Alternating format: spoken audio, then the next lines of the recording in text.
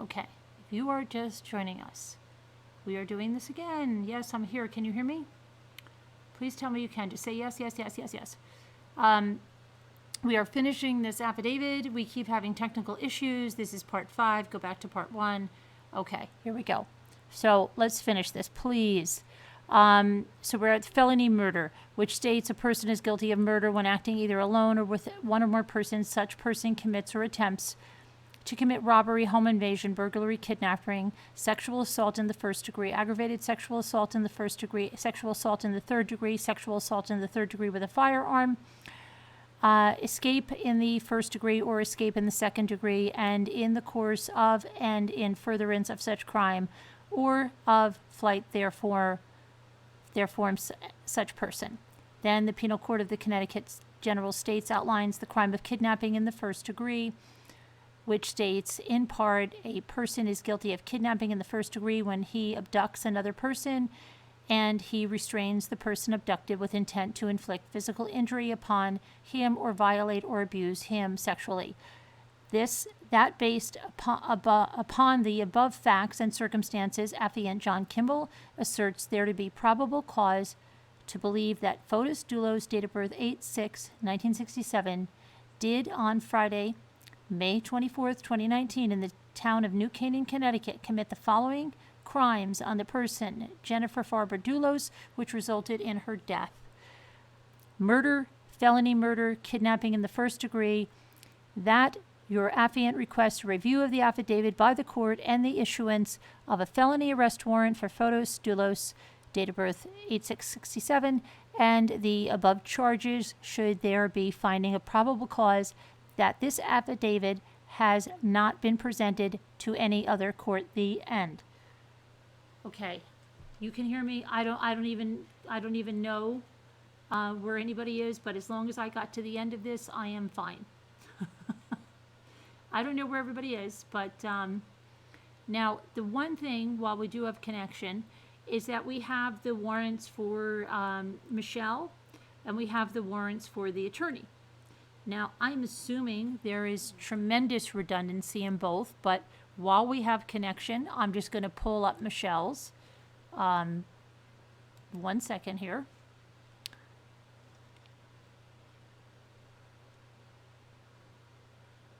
Let's see. I hope that we still have connection while I'm going through this. Hang on.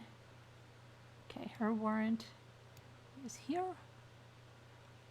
And we'll see. We'll just see the redundancy, how much redundancy is in them. Let me just pull this over. Come on, get over there. Oh gosh, I still hope we still have connection. Let me go back to the chat. Oh, we still have connection. Okay, so let's just look at the redundancy that we have here, okay? So far, let me just see if there's anything different on hers. So this is the same garage floor. That's all the same. The forensic evidence is all the same. The vehicles, initial contact, yes. So everything here, surveillance video, everything is the same for Michelle. The charges are going to be different, obviously. Okay, arrest. Detective sought an arrest warrant, yet all of that, same. Okay, we've all got the same, so we can go to her charges, her alibi scripts, all of this. Russell Speeder's car wash, surveillance timeline, all the same. Okay, Kent Mawhinney. Just want to see if there's anything different on Mawhinney. Nope. Okay. So let's just go to her charges.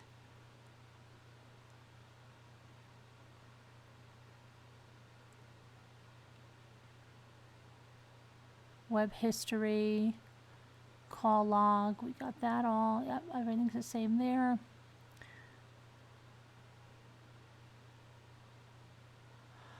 Okay, so come on, Michelle, let's get to your stuff. Charges, okay. So these are Michelle's charges, that the Penal Code of the Connecticut General Statutes outlines the crime of conspiracy, which states in part a person is guilty of conspiracy when with intent the conduct constituting a crime be performed, he agrees with one or more persons to engage in or cause the performance of such conduct, and any one of them commits an overt act in pursuance of such conspiracy. That the Penal Code of the Connecticut General Statutes outlines the crime of murder, which states in part a person is guilty of murder when with intent to cause the death of another person, he causes the death of such person on a third person, or causes suicide by force, duress, or deception, except that in any prosecution under this subsection, it shall be an affirmative defense that the defendant committed the proscribed acts or acts under the influence or extreme emotional disturbance, for which there was a reasonable explanation or excuse, the reasonableness of which is to be determined from the viewpoint of the person in the defendant's situation under the circumstances as the defendant believed them to be, provided nothing contained in this subsection shall constitute a defense to a prosecution for or preclude a conviction of manslaughter in the first degree of any other crime. That based upon the above facts and circumstances, Affiant John Kimball asserts that there is probable cause to believe that Michelle C. Troconis, date of birth 9/26/1974, did on May 24, 2019, in the town of New Canaan, Connecticut, commit the following crimes on the person of Jennifer Dulos, which resulted in her death: conspiracy to commit murder. The affiant John Kimball requests a review of this affidavit by the court and the issuance of a felony arrest warrant for Michelle C. Troconis and the above charges should there be a finding of probable cause. That this affidavit has not been presented to any other court. Okay? And now, you're kicking Gail. And now we just have the lawyer, and I believe he has the same, we can just skip right to the end. Let me just grab his so we can hopefully finish this.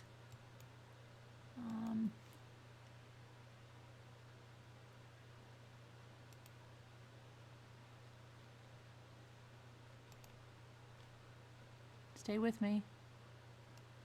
Stay with me. I'm going to go straight to the end because this is all, should be exactly the same. Yes, yes, yes, yes, yes, yes, yes.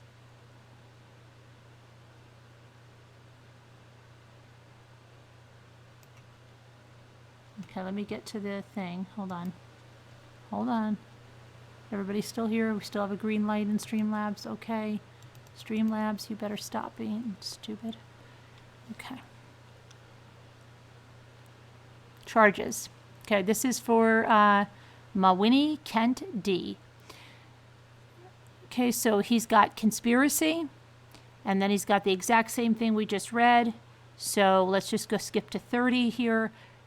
That based upon the above facts and circumstances, affiant John Kimball asserts that there is probable cause to believe that Kent Douglas Mawini, date of birth 7/12/1965, did on Friday, May 24th, 2019, in the town of New Canaan, Connecticut, commit the following crimes on the person of Jennifer Dulos, which resulted in her death.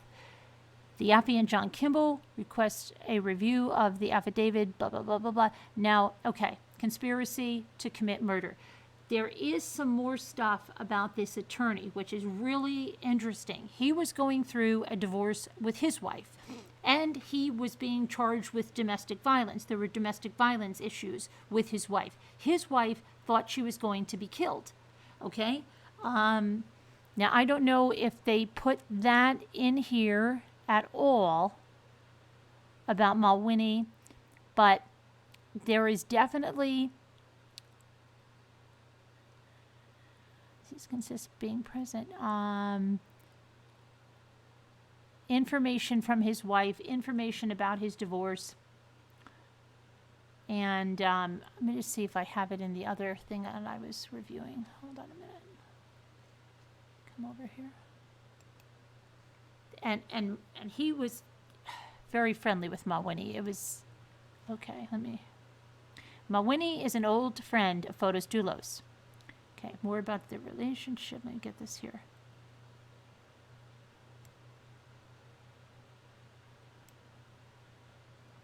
Hang on. Okay, so let me get to where Fotis Dulos. Oh, here we go. Fotis tried to mend his former attorney's marriage. So this Mawini is a friend of Fotis. According to court documents, the estranged wife of Mawini thought it was strange that Fotis Dulos was getting involved in trying to patch up her marriage. Documents show the wife said Fotis Dulos tried to set up meetings at his Farmington home on multiple occasions and called her numerous times in May to talk about patching up the marriage. In one of those phone calls, Dulos allegedly told her they should talk without their lawyers present. Dulos told her, Kent, that's Mawini, will listen to me. If I tell him to shut up, sit down, and needs to listen to me, he will do it because I told him so. I am indebted to him, and vice versa. Later that month, she met with Dulos at a West Hartford restaurant. She said she showed him. She said he showed her a love letter from Mawini, but told him she would not meet with Mawini unless both of their lawyers were present. After taking out a $750,000 life insurance policy, she told police she was in fear for her safety and that it was suspicious that Dulos had such a sudden vested interest in her relations with Mawini. Documents go on to say that she felt she was being baited and that Dulos was working on behalf of Mawini to get rid of her. The estranged wife later reported to police. Mawini was arrested for violating the no-contact protective order. Police say he used Dulos to contact his wife. Documents show Fotis called her the week his estranged wife went missing. Mawini's attorney said he could not comment on the case. Mawini also has another case pending out of Hartford for sexual assault. Okay? So that is really crazy, right? Is that crazy? They were probably going to kill that woman. Did you guys follow that? Can everybody hear me? They were probably going to kill her.